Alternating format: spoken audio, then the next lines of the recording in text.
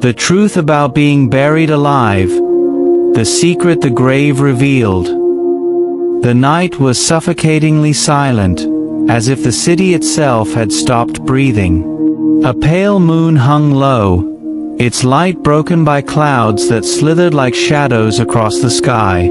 In the distance, an abandoned graveyard whispered with the rustling of dead leaves, and the cold wind carried with it the faint stench of damp soil and something darker, something that didn't belong to the world of the living. Suddenly, a sharp howl tore through the silence, echoing like a warning. It wasn't just a dog's cry, it was a call from the unseen, a sound that made hearts freeze and blood run cold. People in their homes shut their windows quickly, whispering prayers under their breath, for they knew, whenever that howl rose from the graveyard, something dreadful was about to awaken. The night was darker than usual, as though the heavens themselves had pulled a veil across the sky to hide the moonlight.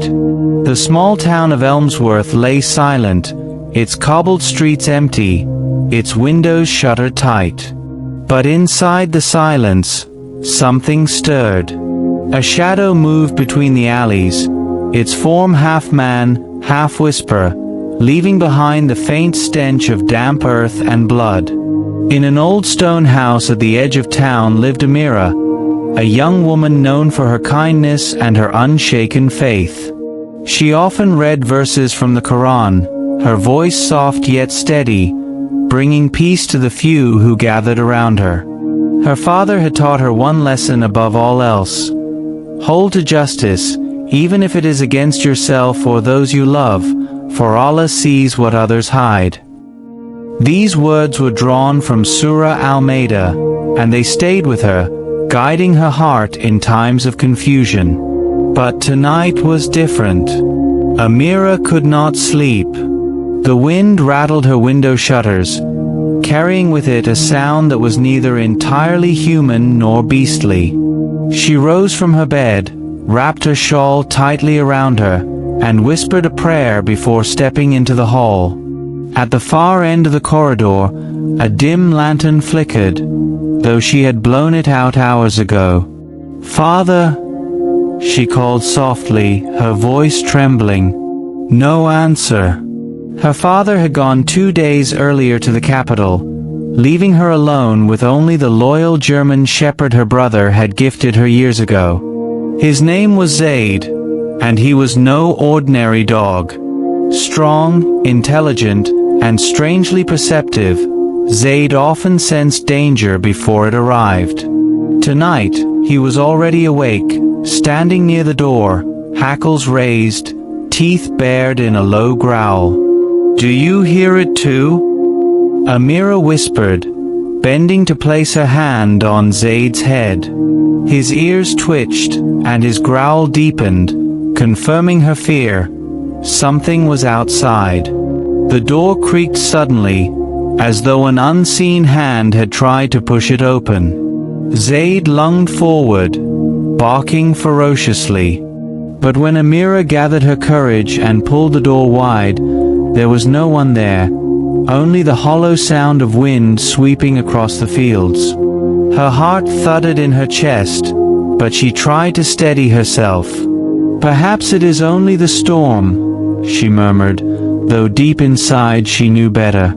There had been whispers in town about a curse, about spirits of the unjust who returned to haunt the living. Surah Al-Ma'idah had warned of betrayal, of those who broke their covenant with God, who chose darkness over light. Perhaps the town was seeing the return of such souls. As she closed the door, she felt Zaid press against her leg protectively. For a moment, warmth spread through her. She wasn't completely alone. The next morning brought no relief. The town square was tense. Villagers gathered in hushed circles.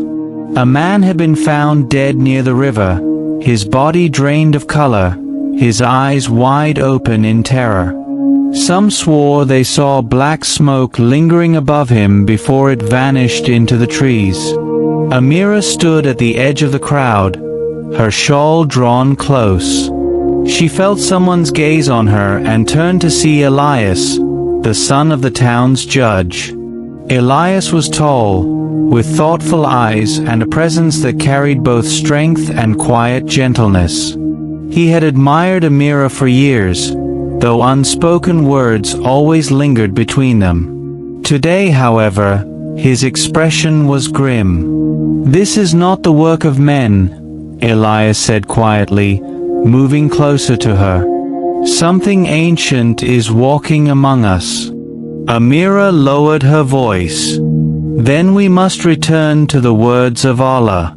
Surah Al-Maida tells us that He tests us, that justice must not be abandoned even in fear. Perhaps this is a test of our hearts." Elias nodded, his eyes softening as they met hers. "Your faith gives me strength. Stay close to your home, Amira. If anything threatens you, I will come." His hand brushed against hers briefly before he pulled away, the unspoken affection between them burning brighter in that fleeting touch. But their moment was cut short. The town's elder raised his staff and declared, "This curse comes because of betrayal. Someone among us has broken trust, has spilled innocent blood. Until the traitor is found, none will be safe." The crowd murmured, suspicion flashing in their eyes. Betrayal. The word echoed painfully in Amira's mind, for Surah Al-Maida had spoken of covenants broken, of those who once stood in light but chose shadows instead. Could it be that someone in Elmsworth had betrayed them all? That night, as the villagers locked their doors, Amira sat by the window, watching the forest sway under the weight of the storm. Zayd lay at her feet, ears pricked, restless. She opened the Quran her father had left behind, tracing her finger across the verses that spoke of truth, of loyalty, of standing firm against evil even if it meant standing alone. She whispered aloud, "O Allah, protect us from those who plot in darkness. Give us light where there is none." The lantern flickered, and then the room grew ice cold. Zayd sprang up, barking furiously at the shadows near the far wall. Amira froze. The shadows stretched unnaturally, as if something within them writhed, struggling to take form. Then she saw it, a pair of glowing eyes, red like embers, staring at her through the dark. Her breath caught in her throat. She clutched the Quran to her chest, whispering verses as fast as her lips could move. The eyes blinked once, then vanished, leaving behind the faint echo of laughter. By the time Elias arrived at her door, summoned by the urgency in her frightened note carried by a boy, Amira was pale, her hands trembling. "They are here," she whispered when Elias took her hand. "The ones who betrayed the covenant. They walk again." Elias tightened his grip gently, his other hand resting on Zayd's head as if drawing strength from the loyal dog. His eyes, firm and filled with determination, met hers. "Then we will fight them together," he said. "For truth, for justice, for Allah." And in that moment, as the storm raged outside and the shadows gathered once more beyond the window, a fragile hope was born in their hearts, a bond of courage, of love, of faith standing against the terror that sought to consume their town. The storm did not ease that night. Instead, it grew heavier, hammering the rooftops with sheets of rain, tearing branches from the forest trees, and shaking the frail shutters of every home in Elmsworth. But inside Amira's house, silence sat heavy. Elias had refused to leave after hearing Amira's account, and Zayd lay stretched out in front of the door like a sentinel, ears alert, growls rumbling softly in his throat. Elias lit another lantern and set it near the window, as though firelight itself could push back the darkness. His eyes scanned the shadows carefully before turning to Amira. "Tell me exactly what you saw," he urged. Amira's hands trembled as she clutched the Quran close. Her voice was low, fragile, but steady enough to paint the terror. "It wasn't a man. Its body was formless, but its eyes, Elias, they burned like fire, yet they were cold, so cold I felt my soul shiver. And it laughed, like betrayal mocking me." She closed her eyes briefly, recalling the sound that had cut through her prayers. Elias nodded grimly. "These are no ordinary spirits. They are bound to something deeper. My father once told me that betrayal leaves a stain not only on the earth but on the soul. Those who choose treachery become restless even after death. Perhaps we are seeing them now." Amira shivered. "But why here? Why now?" Before Elias could answer, Zayd suddenly leapt to his feet, barking with ferocity. His claws scratched against the wood as he pressed against the door. Elias grabbed a lantern and stepped forward, but the moment he opened the door, a violent gust blew through, extinguishing the flame. Darkness swallowed them. Amira gasped, clutching Elias's sleeve. They could hear it, whispers, slithering through the night, circling them like wolves. Zayd barked louder, his body bristling, ready to attack. "Stay close," Elias whispered, drawing Amira behind him as he reached for the small dagger strapped to his belt. He was no warrior, but courage burned in his heart. The whispers grew clearer, and among them, Amira caught a phrase, distorted, guttural. "The covenant is broken. The blood was spilled. Justice must die." Amira's breath froze. These were not random hauntings. They were accusations. Suddenly, a figure formed in the rain, halfway between shadow and flesh. Its face shifted constantly, sometimes resembling townsfolk Amira knew, her father, the elder, even Elias himself, before melting into something monstrous. It reached out with elongated fingers, dripping blackness that stained the ground where it fell. Elias raised his dagger. "By Allah, you will not touch her," the creature hissed, recoiling from the blade's gleam. Its red eyes locked onto Amira, and with a voice that echoed like 10-layered whispers, it spoke, "You, the faithful one, you carry the words, but words cannot protect you forever." Amira's fear turned to defiance. She lifted the Quran high and recited verses she remembered from Surah Al-Maida, her voice quivering but resolute. "O you who believe, stand out firmly for Allah as witnesses to fair dealing. Let not the hatred of others make you swerve to wrong and depart from justice." The words struck like thunder.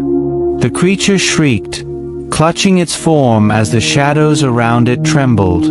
Elias seized the moment, stepping forward with the dagger. Zayd lunged beside him, teeth snapping, driving the darkness back into the rain. Within moments, the figure melted away, dissolving into smoke that vanished into the storm. Silence returned, but it was not peace. Amira sank into a chair, her hands shaking, but her faith unbroken. Elias knelt beside her. "You were stronger than me tonight," he admitted softly. "Your voice, your prayer, it was a weapon I could never wield." Amira met his gaze, her eyes shining with unshed tears. "It was not me, Elias. It was the words of Allah. They carry light where no lantern can." For a moment, the room softened, their closeness bringing warmth against the terror that had nearly swallowed them. Elias reached out, almost instinctively, brushing a strand of wet hair from Amira's cheek. His fingers lingered, and though unspoken, his heart confessed what his lips could not. He loved her. But love could not shield them from what was coming. The following morning, the town awoke to another death. This time, it was the elder son. His body found hanging from the branches of the old oak tree by the river, his blood drained, his eyes blackened with shadow. Panic spread like wildfire. Villagers locked their doors, mothers clutched their children, and whispers filled the air. The covenant is broken. We are cursed. The elder himself stood in the square, his grief twisted into fury. Someone among us has angered Allah. Someone has betrayed the trust of this town. We must find the sinner before all of us perish.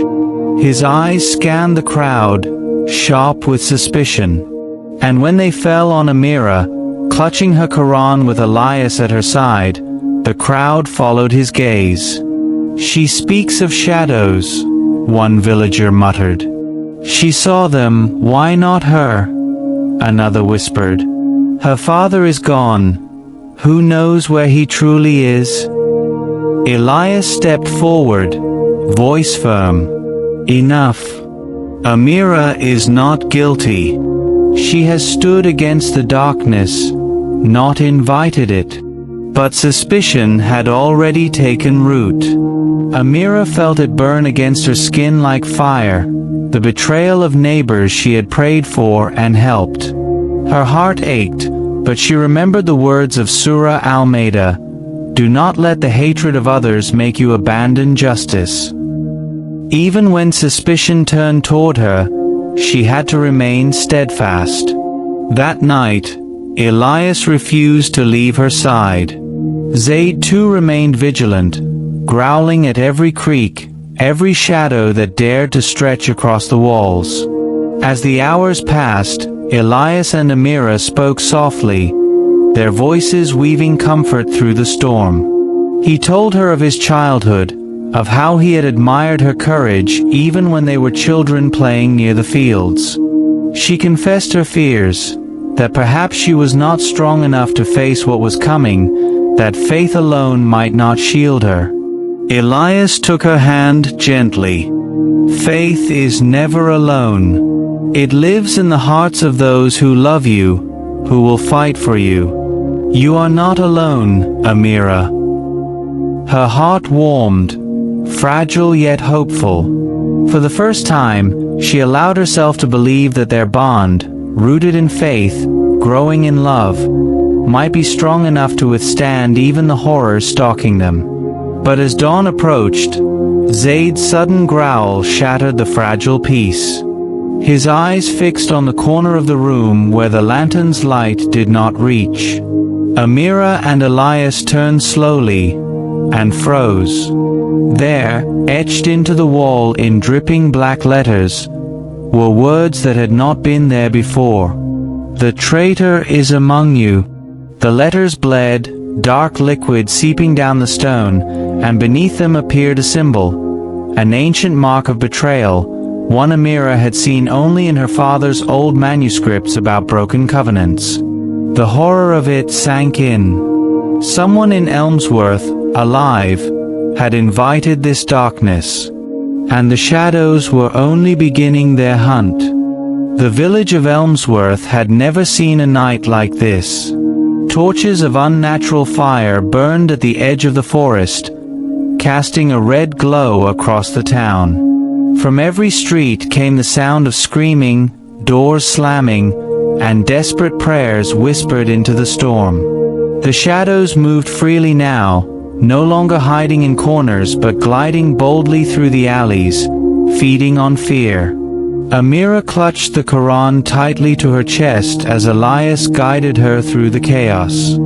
Zayd ran ahead, his bark sharp and furious, warding off any approaching threat. The villagers scattered like frightened birds, some running to the square, others barricading themselves in their homes. But fear had already begun to poison them.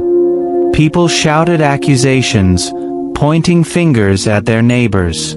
"You brought this upon us," cried one man, grabbing another by the collar. "It was your greed that cursed us," screamed another. Elias pulled Amira away from the rising chaos, his jaw tight with anger. "This is what they want," he muttered. "The shadows are feeding on suspicion. If we turn against one another, we are already lost."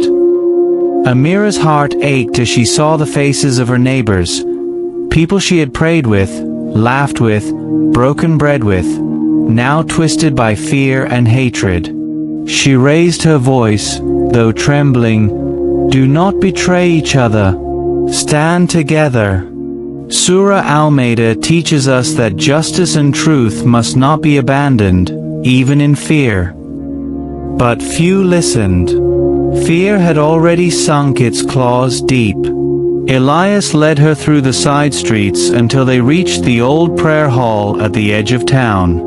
The wooden building stood quiet, untouched for years since a new mosque had been built in the center of Elmsworth. Its doors creaked as Elias pushed them open, the air inside heavy with dust. "This place may shelter us for now," he said, his eyes scanning the dark interior. Amira stepped inside cautiously, lighting a small lantern.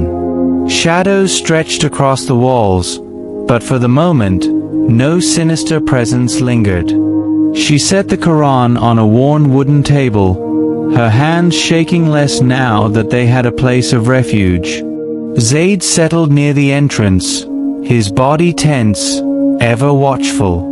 Elias sheathed his dagger but kept it within reach, his eyes never leaving the door. Finally he turned to her, his face softened by the glow of the lantern. "You were brave out there," he said quietly. "Your words might not have stopped them, but they reminded me why I fight. Amira, you are stronger than you believe." Her cheeks warmed, and she lowered her gaze. "I am not strong. I only hold on to what Allah has given us, His words, His guidance. Without them, I would be lost in fear." Elias stepped closer, his voice lowering. "And yet, it is you who gives me courage. When I saw the shadows in your home, when I thought they might take you, I realized there is nothing I fear more than losing you." Her breath caught, her heart thundering in her chest. For a moment, the storm outside faded, and only his words echoed in her soul. She lifted her eyes to his, seeing the depth of sincerity there, the love that had been hidden for so long. "Elias," she whispered, but before she could speak further, Zayd's growl shattered the silence. The dog leapt to his feet, barking furiously at the door. The wooden panels rattled violently, and a cold wind burst into the hall, extinguishing the lantern. Darkness swallowed them whole. From the blackness came a voice, low and taunting, "The covenant is broken. The blood must be repaid." The doors slammed open, and figures poured inside, shadows shaped like men, cloaked in smoke, with glowing eyes that pierced the darkness. Amira's knees buckled, but she held fast to the Quran, her lips moving in hurried prayer. Elias stepped in front of her, dagger drawn, his silhouette framed by the unnatural glow outside. The first shadow lunged. Elias swung his blade, but the steel passed through it harmlessly. The creature shrieked, its voice a twisted echo of pain, and lashed back with a hand that felt like fire and ice at once. Elias staggered, his arm burning where it touched him. Amira cried out, rushing to his side, but he shouted, "Keep praying. Your voice is stronger than my blade." She pressed her trembling hand on the Quran, her voice rising in recitation. The words filled the hall like light, striking the shadows with invisible force. They writhed and shrieked, retreating into the corners, their smoky forms dissolving under the weight of truth. Zayd hurled himself at one of the figures, his jaws snapping as if he could tear apart the very smoke. The shadow screamed as though in pain, retreating back toward the door. Elias, breathing heavily, grabbed Amira's hand. "We can't stay here. They know where we are." Together, they fled into the night, Zayd at their side. The forest loomed ahead, dark and endless, but Elias pulled her toward it. If the shadows surround the town, then the only way to survive is to leave the circle. The forest may hide us. Fear gnawed at her, but she trusted him. They ran beneath the trees, branches clawing at their clothes, the storm raging overhead. Behind them, the cries of the villagers rose higher, fear, betrayal, and death echoing through the night. They reached a small clearing, where a ruined stone tower stood half buried in moss. Elias pulled her inside, leaning heavily against the wall, his breath ragged. Amira gasped when she saw the burn marks spreading across his arm, blackened as though fire had kissed his skin. "You're hurt," she whispered, tears filling her eyes. "It is nothing," Elias said through clenched teeth, though the pain twisted his face. "Better me than you." She knelt beside him, tearing a strip from her shawl to bind his wound. "Do not say that. Your life is precious too. Do not sacrifice yourself so easily." His hand caught hers, holding it firmly. "Amira, if anything happens to me, promise me you will keep going. Promise me you will hold to the truth, no matter what they try to take from you." Her tears spilled freely now, her voice breaking. "Do not speak as if you will leave me. I cannot." She stopped herself, her heart pounding with the words she had never spoken. But the fear of losing him gave her courage she had never known. "I cannot lose you, Elias," she whispered. "Not now. Not ever."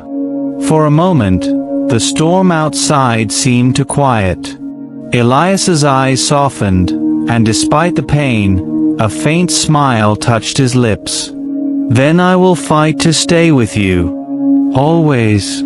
They sat in silence for a moment, their hands clasped together, the bond between them finally spoken into existence.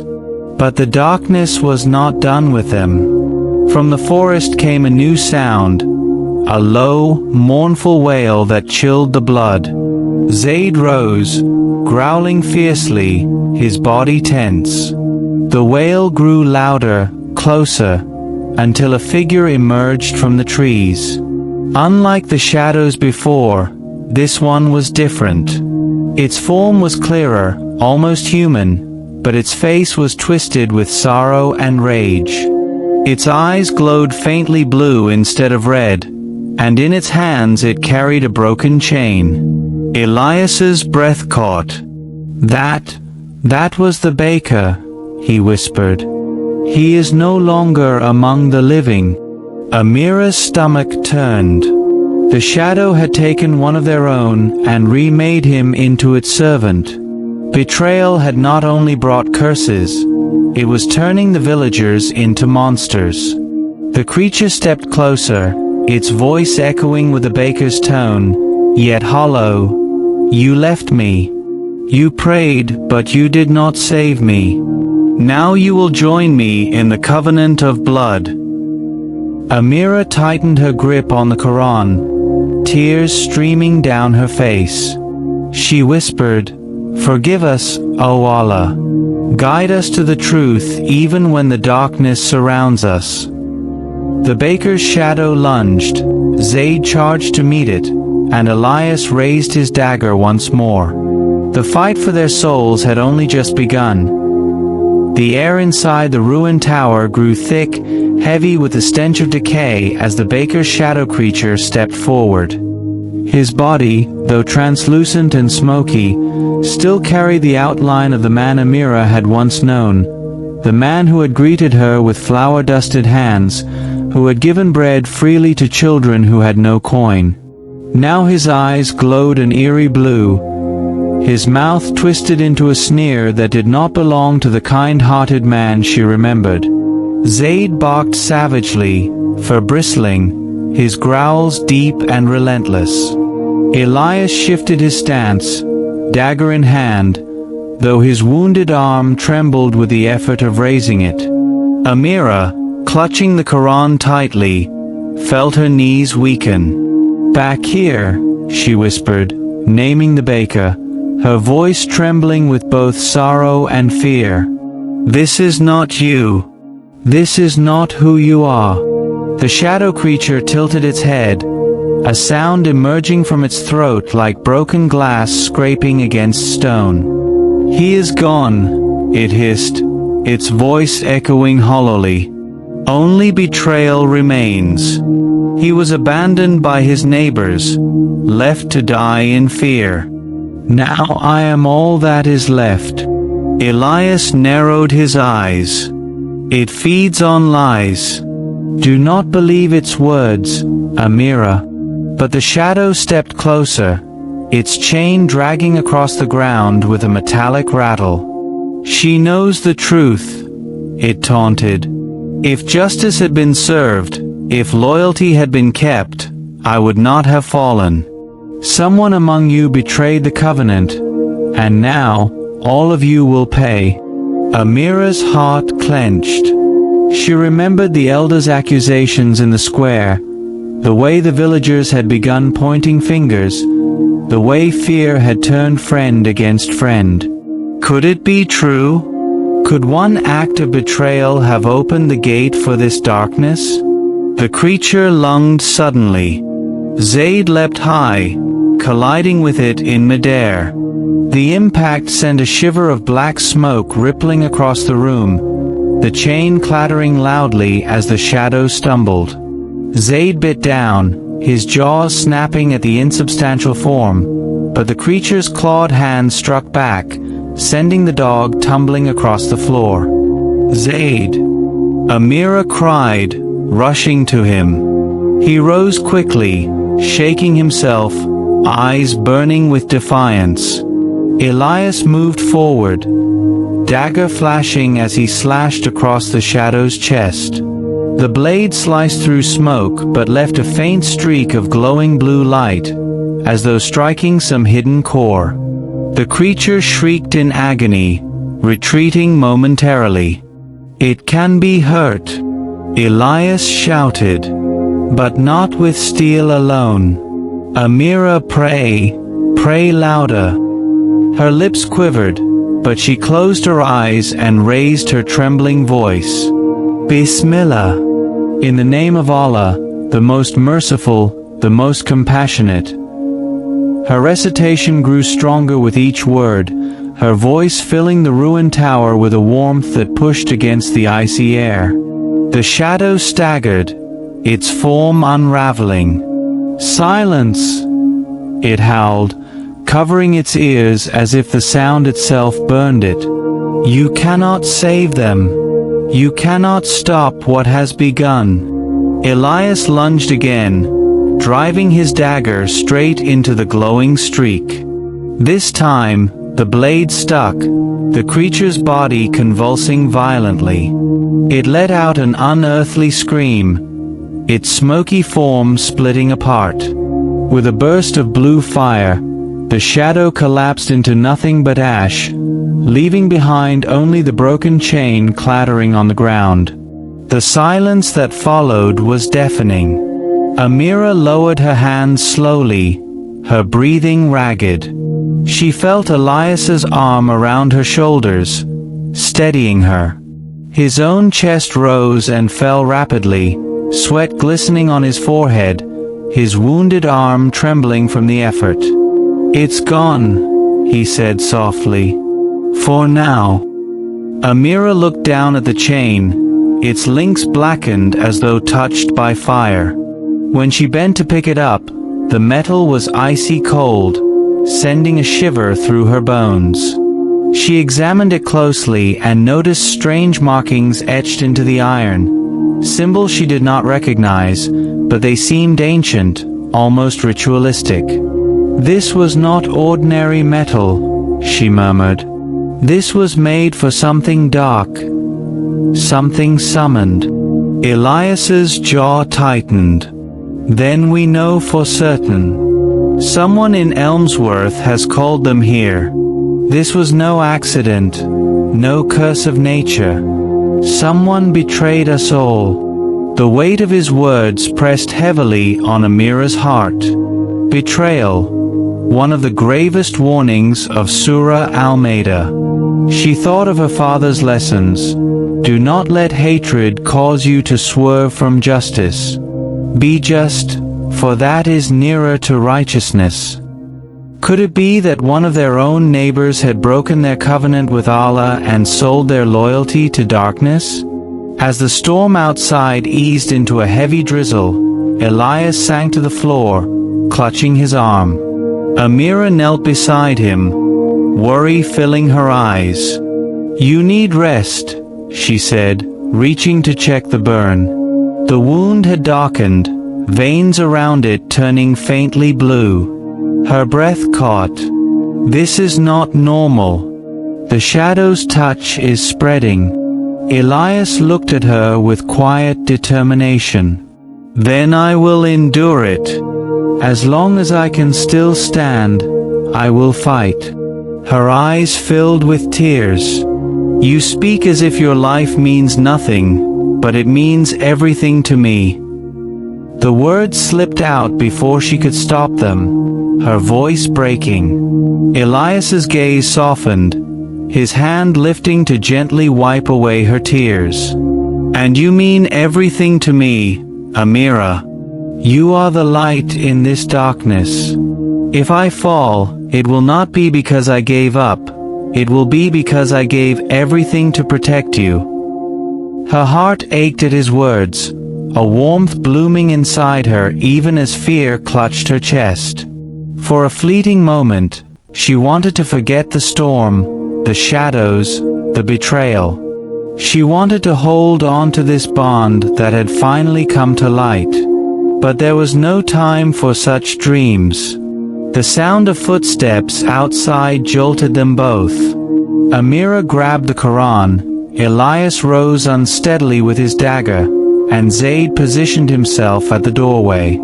The door creaked open slowly, revealing a figure silhouetted against the rain.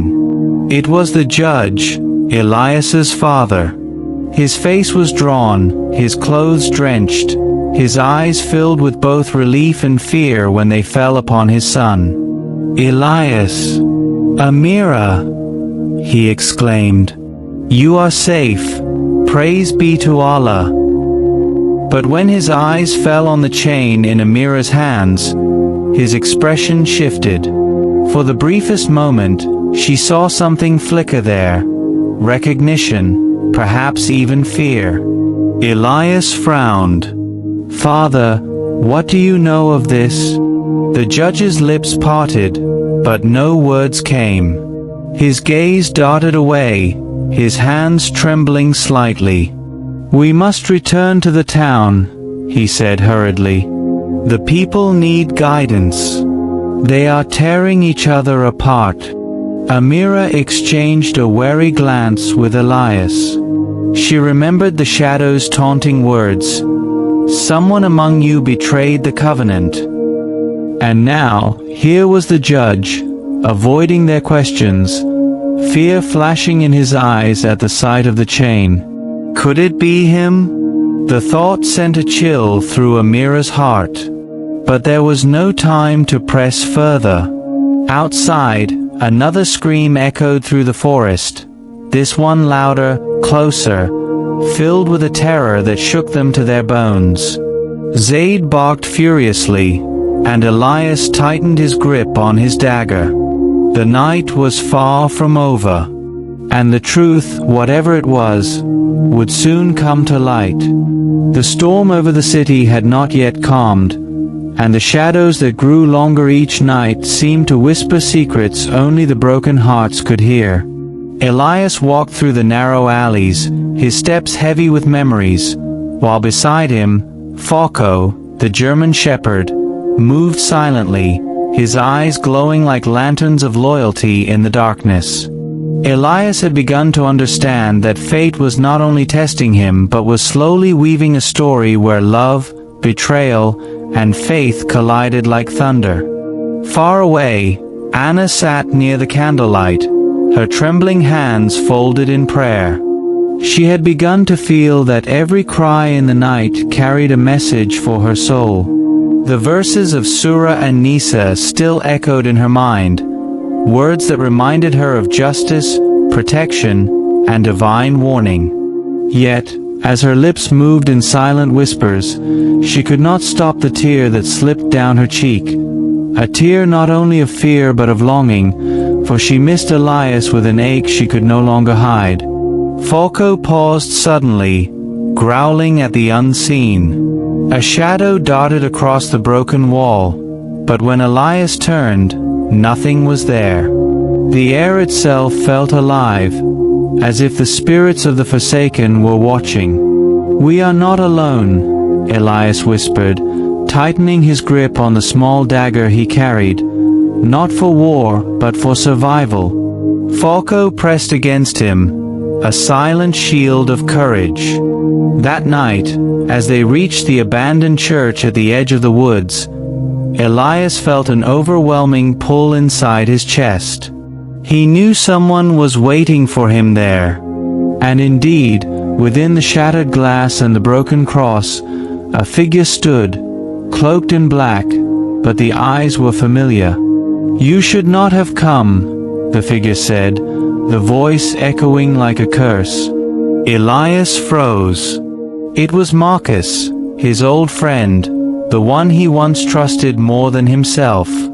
The betrayal burned through his veins, for Marcus was the one who had sold their secrets to the enemy, the one who had unleashed the chaos upon the town.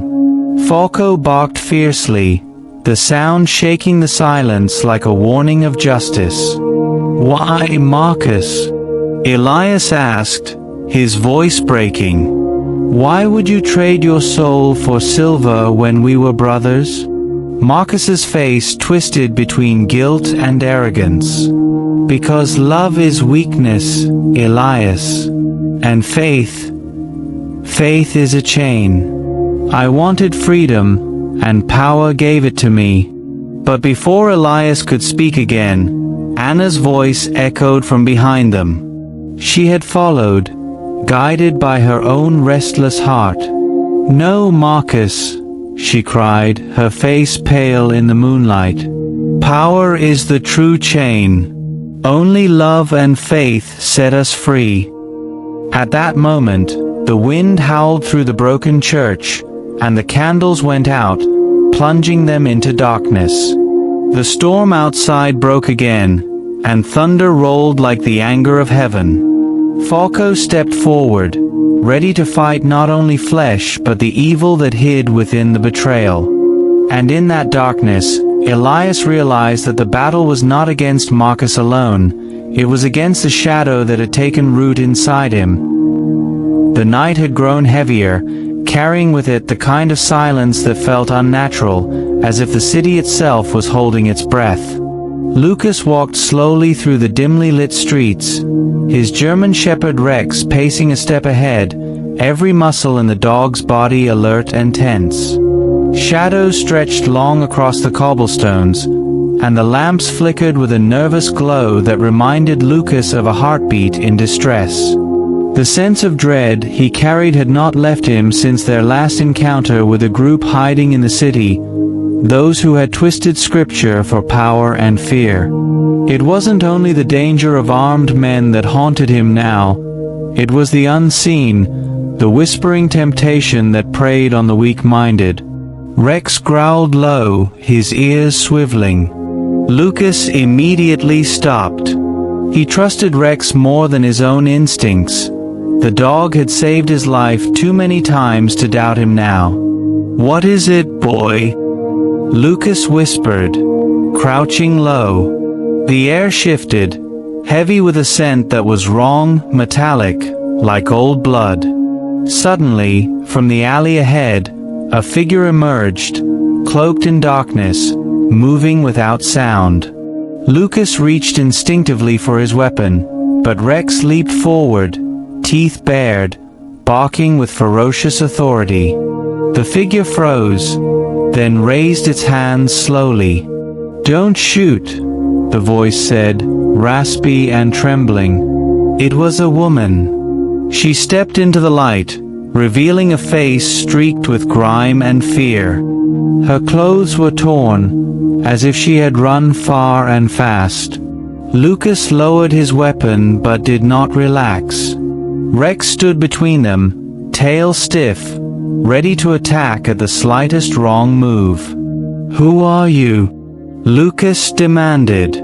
The woman's eyes darted left and right, searching the street as if she expected something, or someone, to appear.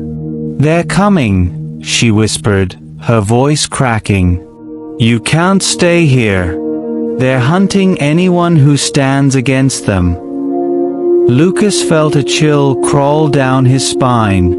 He had heard rumors of informants, of people who tried to escape the grip of the twisted sect but were dragged back into the shadows, punished in ways worse than death.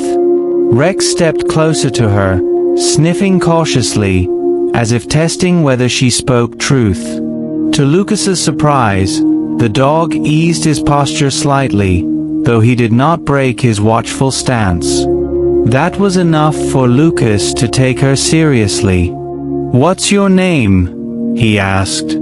She hesitated before answering. "Mara." Her eyes, dark and hollow, revealed a story Lucas didn't yet know but already feared.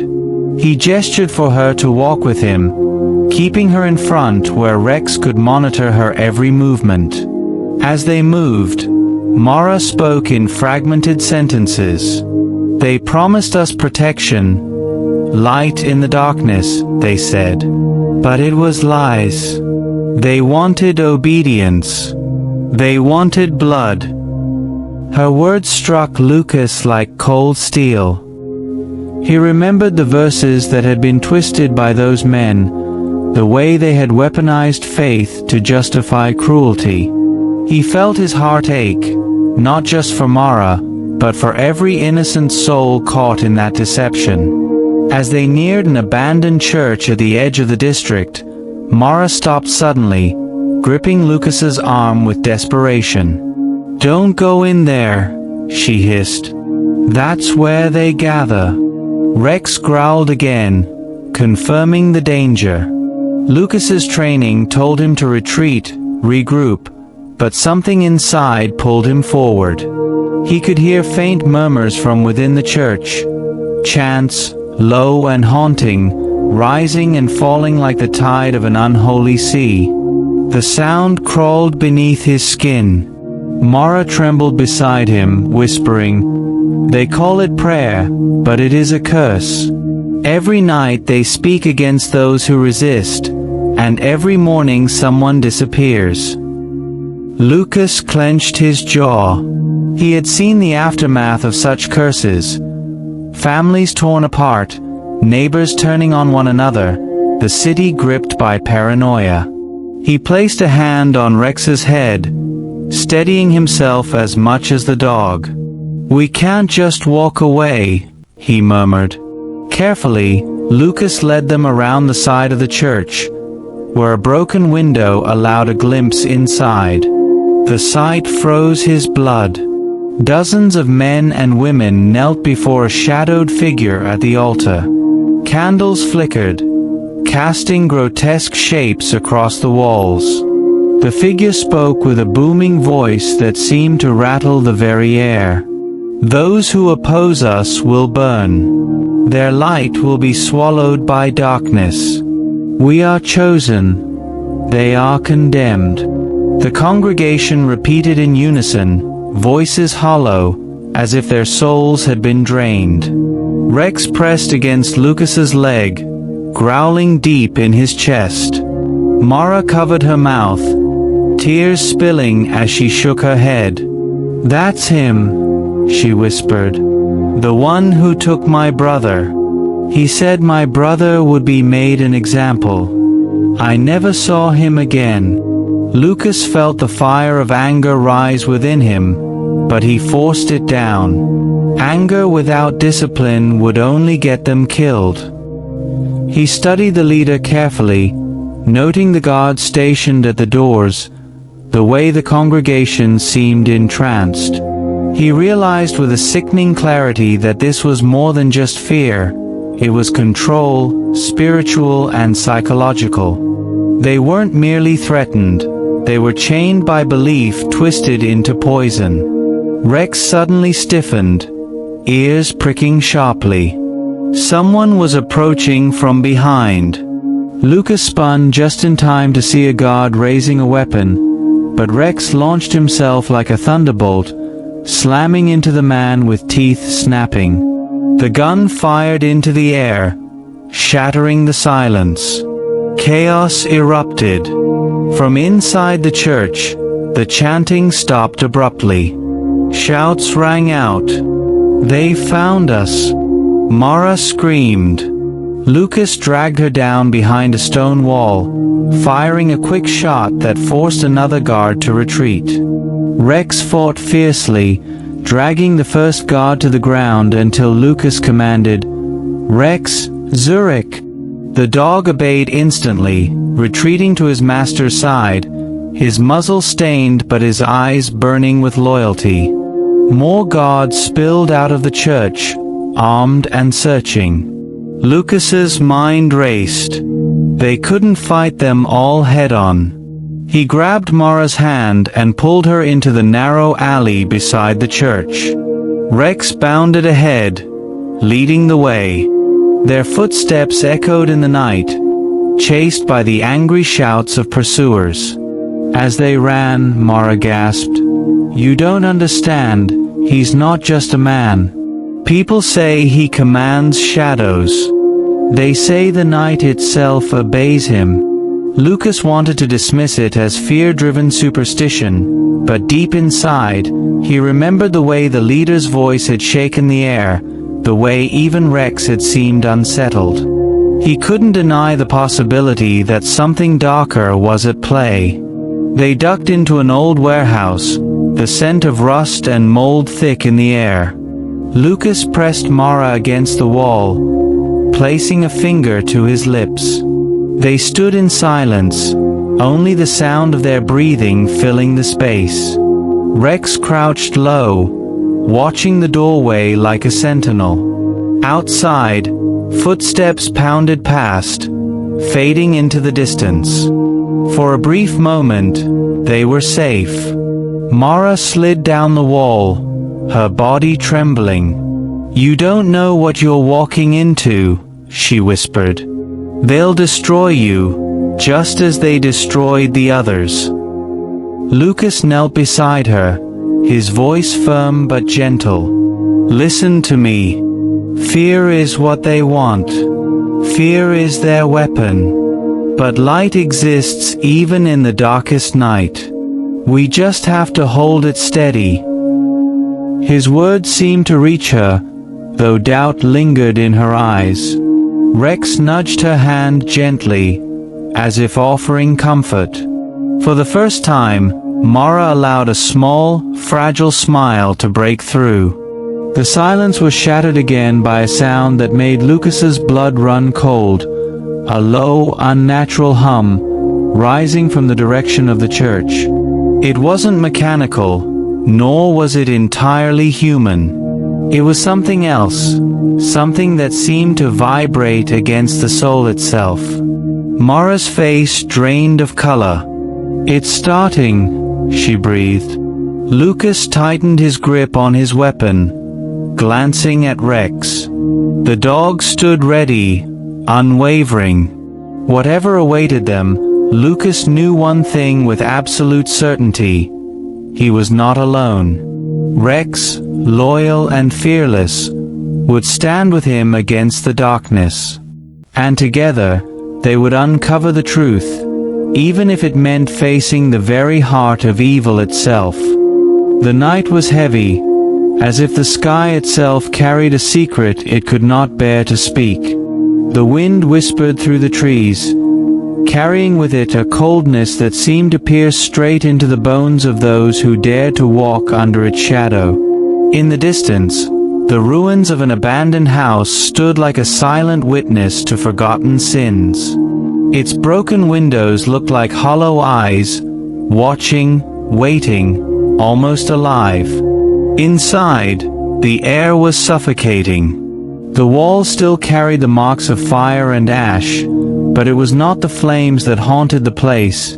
It was something deeper, something unseen. A presence that moved between the cracks, clung to the darkness, and breathed with the silence of the night.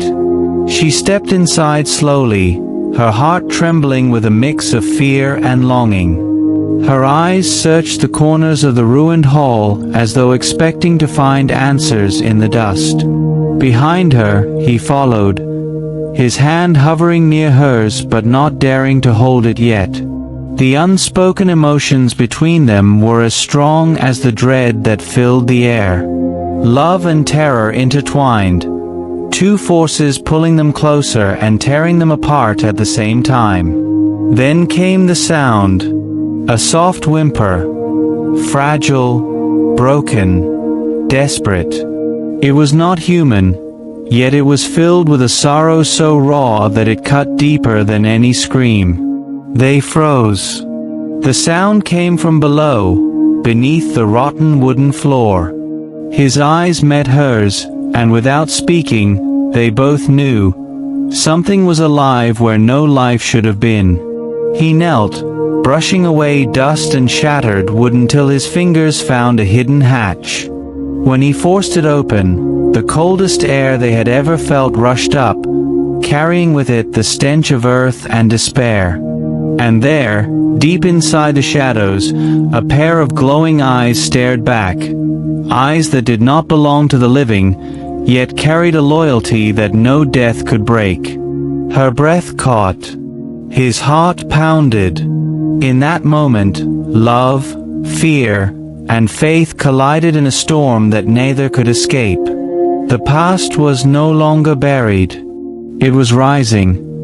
The fire had swallowed almost everything in its path, leaving only ashes and twisted remnants of what once was a thriving neighborhood. Yet in the middle of the desolation Max stood, his fur charred in places, his breath uneven but his stance unshaken, as if he had been born to defy destruction itself. Anna, trembling with exhaustion but refusing to collapse, leaned on him for balance as together they scanned the silent ruins, searching for signs of life.